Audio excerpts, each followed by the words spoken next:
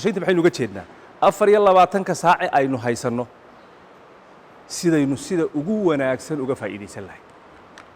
maamul oo dhan waxaynu uga jeednaa 24 saac sidaynu uga faa'iideysan lahayn 24 saac waa xikmadda rabbaaniga ah waa cadaaladda ilaahiga ah ee aan qofna ka caban karin qof odhan karaa miyuu nagu jiraa aniga ilaahay 24 saac imuu siine 5 daqiiqo ka goosta miyuu odhan karaa ya qof odhan karaa dadka kale ilaahay waqti dheeraada buu siiyeyoo waxa weeye aniga cadaalad darray ku dhacday miyuu jiraa ma lagugu qabsan karaa waqtiga ma cid baa kuugu iman karta waqtiga ma cid baa kula maamuli karta maamul oo dhan waxaynu u soconnaa waqtiga inaynu ka faa'iidaysano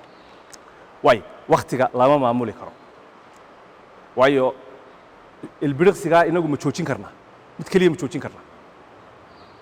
miyaynu odhan karnaa secondkaasow yar sug maya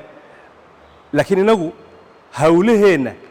ayaynu waqtiga uga faa'iideysan karnaa dadna waxaynu isku dayaynaa mar kastaynu arrin maamul ka hadalno si aynu hawlaheenna si fiican ugu fulino waxaynu ku hadlaynaa u soconnaa inaynu hawl walba waqti u samayno oo waqtiga ugu yar ee aynu ku qaban karno aynu kaga bixi karno ku qabanno si aynu maxay u samayno si aynu hawlo badan u qaban karno